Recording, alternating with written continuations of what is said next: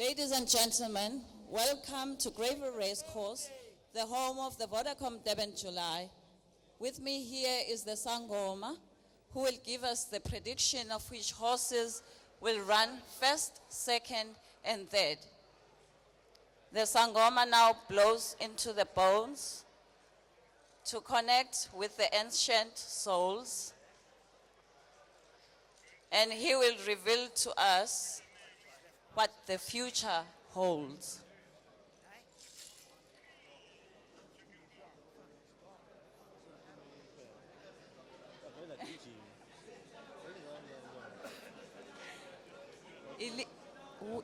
We start with the horse that will run third. So number 11. Number 11, Cape Town Noir, ridden by Carl Nicias for Din Kennemeyer, is going to run third. That's the prediction. And the horse that's going to run second? Oh, number 1. Number 1, Pomodoro. That's last year's winner by Pierre Stradom for Sean Terry. And the horse that's going to beat them all Number 4. is number 4, What Line Fever.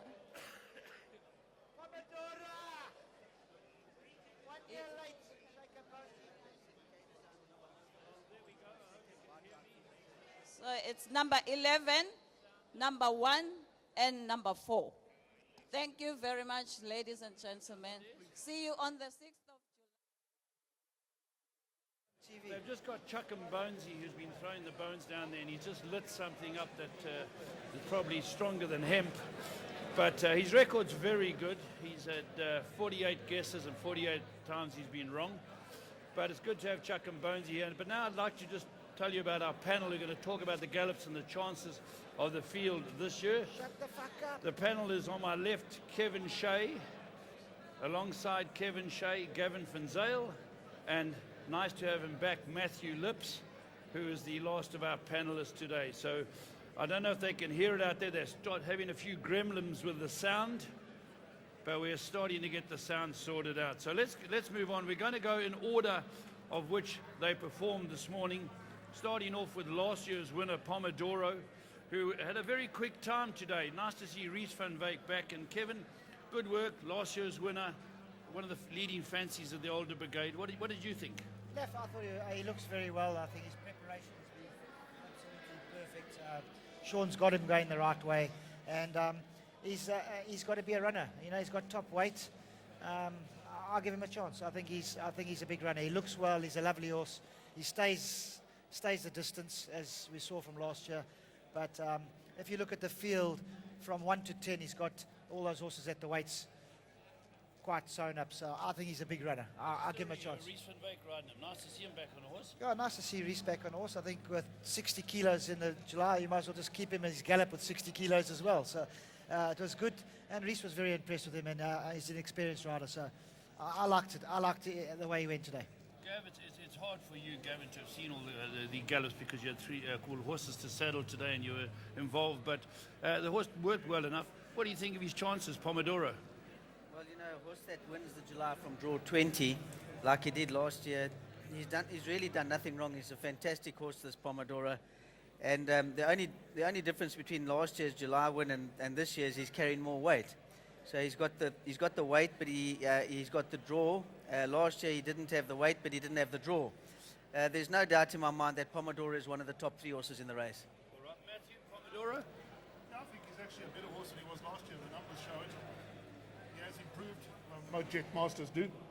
He's had a wonderful prep going into this. And if you're one of those people who don't like the 3-year-olds, and there's a lot of them who don't, then this has to come into the play. I know people say history is against him. Horses don't win. An absolute master. Knows the horse, obviously, having won on him last year. I think you've got to respect this. Obviously, he's carrying top weight because he's the best horse in the race. But you've got to respect him.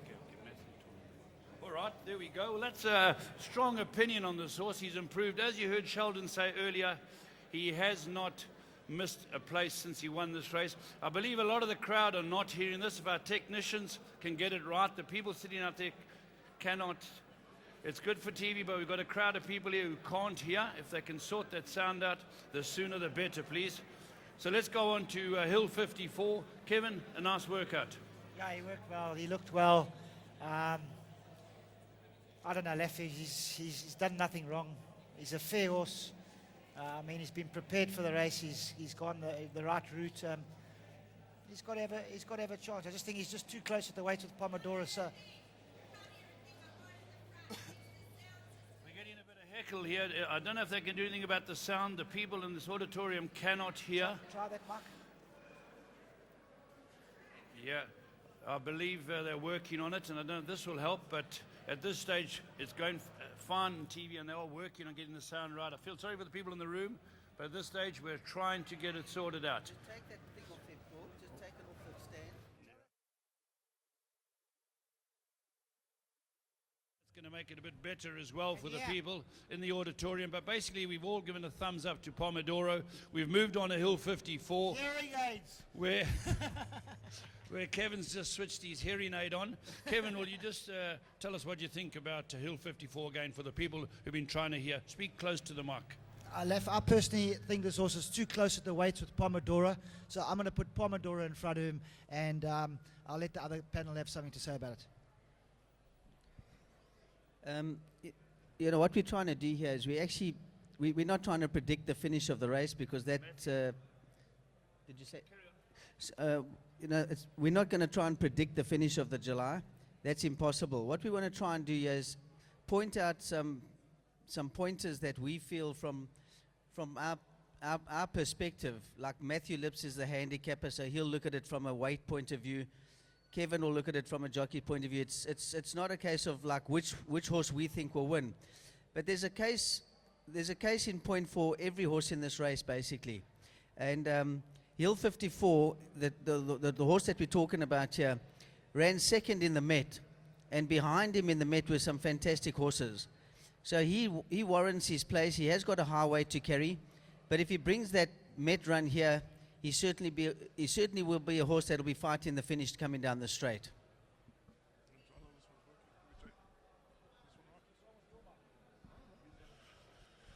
Yeah, Hill 54 obviously is a horse that's improved a lot during the course of the season. I think he was gelded sometime during last winter, and since then he has thrived.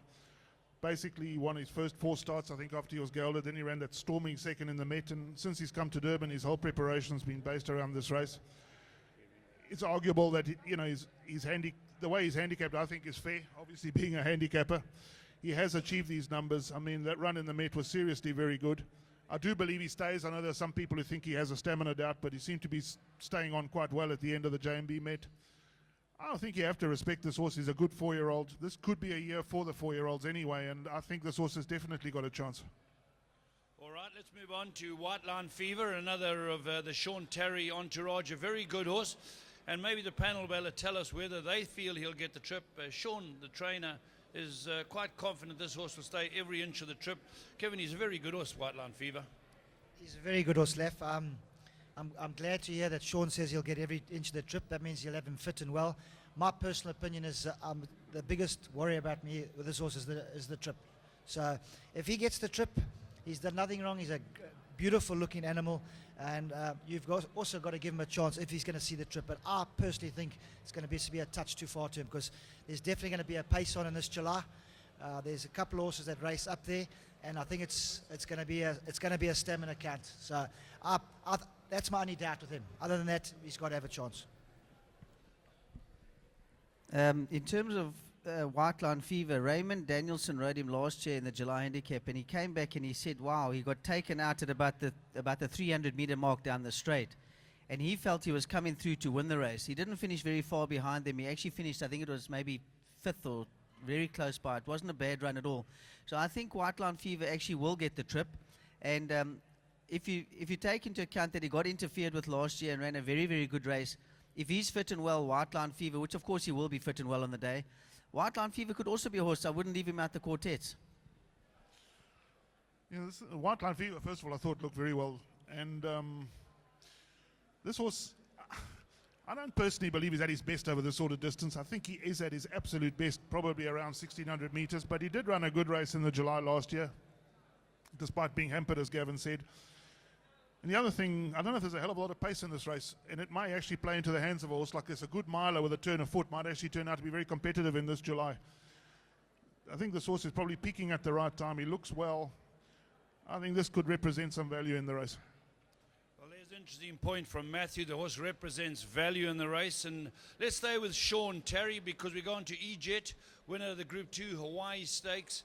And also been a very good horse over the years. Is he up to it?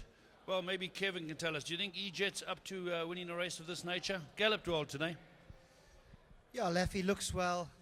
I don't know if he's really going to be good enough. He's a fancied horse. He's run behind Jet Explorer. He's run behind Heavy Metal. He's run behind a lot of runners in the race.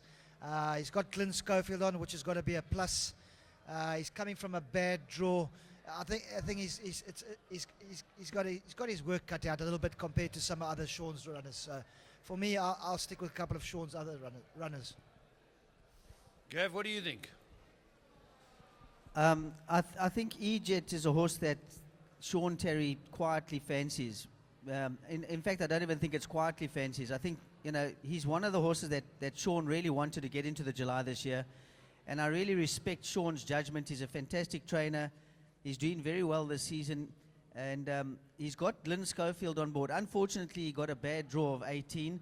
But we've seen horses overcome that draw. I think with 55.5, Glenn Schofield, Sean Terry, the combination, Sean really rates this horse. So we've got to go back to his best form to see if he's good enough. I'm not too sure about that, but certainly Sean Terry thinks that E-Jet's a runner in this race. Now, the interesting thing about E-Jet, look at his run behind Heavy Metal in the Champions Challenge at Turffontein. He's actually got a very good chance of reversing that form at these weights. Unfortunately, he is drawn very wide, and Glenn Schofield is going to have his work cut out from there, but Glenn knows his way around this course as well as anyone else, even though he does, he's now based in Australia. Lovely horse this. I've always had a very personal high opinion of this horse. I'm just not 100% sure he's ideally suited to a tight track like Greyville. I think he might be more of a sort of Turffontein type of horse. At the weights, I do give him a bit of a chance, but between question mark over the track and that draw, I would be a little bit surprised if he won. All right, so Matthew's pushing this one by. And now let's move on to Joey Soma's horse, the Humble Hero, Wagner as it's pronounced, winner of the Summer Cup. Given a preparation, brought along quietly. Kev, he looks a very good horse, and the further they go, probably the better he is. Yeah, this horse is going to make this race a proper staying race, the way he races. There's no doubt he's the best handicapped horse in the race. Derek Bruchman and Joey, when he won the Summer Cup, sat down and planned the race, planned the July as his next big one they're going to go for. They've kept the weight off his back. He looks well. The only doubt I've got with this horse is this track going to be a bit too sharp for him. He loves a galloping track. The distance is not a problem. He's prepared. His weight's good. He's got a good draw.